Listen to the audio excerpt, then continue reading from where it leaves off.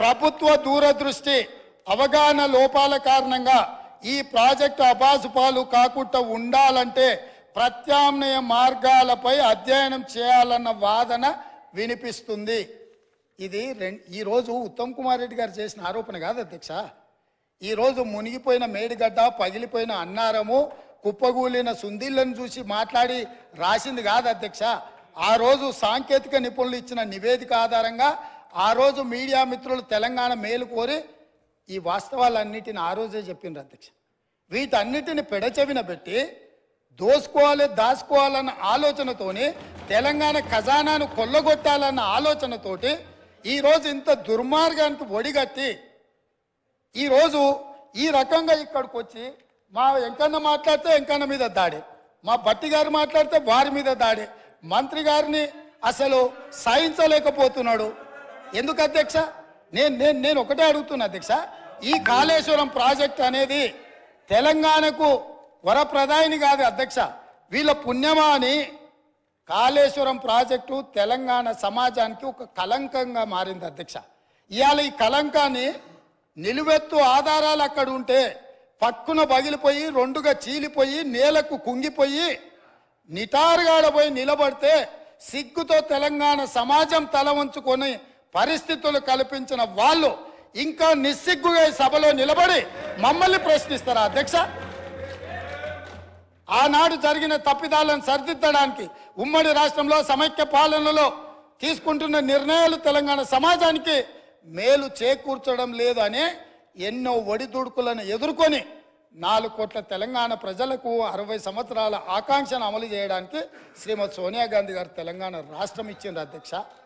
అట్లా ఇచ్చిన తెలంగాణను వీళ్ళని నమ్మి వీళ్ళ చేతిలో పెడితే 10 సంవత్సరాల దివాలా తీయించి కొల్లగొట్టి ప్రాజెక్టులు పక్కున బలిగిపోతుంటే దాని మీద క్షమాపణ చెప్పకుండా ఇంకా ఎదురుదాడేంది అధ్యక్ష?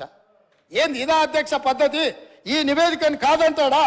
ఈ నివేదిక వాళ్ళు అధికారులను వాళ్ళు నియమించలేదంటాడా? లేకపోతే ఈ నివేదిక సంబంధం లేదంటాడా అని నేను అడుగుతున్నా అధ్యక్ష. ఇవాళ మాజీ మంత్రి హరీష్ రావు గారిని నేను నిలదీస్తున్నా. మీరు బాధ్యులు, మీరు ఈ దుర్మార్గాలకు పాల్పడ్డది మీరు. మిమ్మల్ని ఎందుకు 2014 నుంచి 18 వరకు మిమ్మల్ని చంద్రశేఖరరావు గారు మంత్రిగా కొనసాగించి 18లో ఎందుకు మిమ్మల్ని మంత్రిగా బర్తరఫ్ చేసిండని నేను అడుగుతున్నా. మీరు ఈ దోపిడీలో ఆ తర్వాత వచ్చిన చంద్రశేఖరరావు ఈ శాఖకు మంత్రి, ఈ పాపాలకంతా వాళ్ళిద్దరు కారణం కాదా అధ్యక్ష? వీళ్ళిద్దరు కలిసి ఈ రకంగా తెలంగాణను మొత్తం చెదలు పట్టించారు అధ్యక్ష. తెలంగాణను మొత్తం దోపిడి. ఇట్లాంటి పరిస్థితుల్లో ఇంకా కూడా ఈ రకమైన మొండి వాదనలు, తొండి వాదనలు వద్దు హరీష్ రావు గారు. జరిగిన తప్పులు సరే, విజిలెన్స్ అండ్ ఎన్ఫోర్స్మెంట్ నివేదికిస్తే వాళ్ళని తిడుతుంది, కాగ్ నివేదికిస్తే వాళ్ళను ఆరోపణ చేస్తుంది, వాస్తవాలను చెప్తే మా మీద దాడి చేస్తుంది. మరి మీరు నియమించుకున్న అధికారులు ఇచ్చిన నివేదికని ఇది కూడా తప్పుడు నివేదికనే అధ్యక్ష? ఇది కూడా తప్పుడు నివేదికనే అంటాడా? అంటే ఎటు పోతున్నాము అధ్యక్ష? మనము ఎక్కడికి వెళ్తున్నాము? ఏం చర్చ జరుగుతుంది అధ్యక్ష?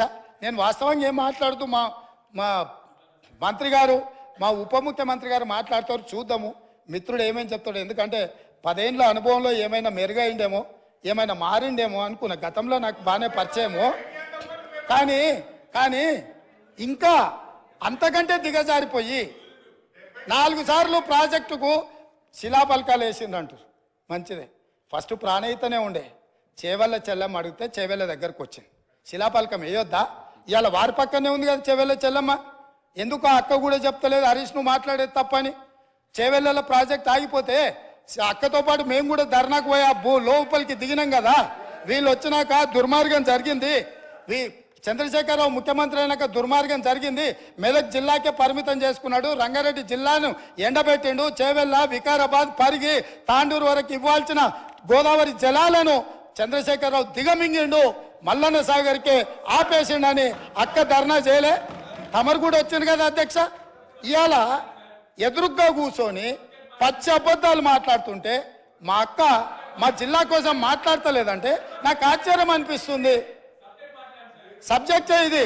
ఆనాడు దీక్షలు చేసి ధర్నాలు చేసి ఆనాడు రాజశేఖర రెడ్డి గారిని ఒప్పించి మెప్పించి చేవెళ్లలో శిలాఫలకం వేసి ప్రారంభోత్సవాలు చేసి 100 కోట్ల రూపాయల పనులు చేసి ఆ పనులను అర్ధాంతరంగా వదిలేస్తే దీక్షలు ధర్నాలు చేసిన శ్రీమతి సబితా ఇంద్రారెడ్డి గారు ఈ రోజు మౌనంగా హరీష్ రావు గారిని సమర్థిస్తున్నారు అంటే ఇది తెలంగాణ సమాజానికి మంచిదా అని తమ ద్వారా నేను అడుగుతున్నా అధ్యక్ష.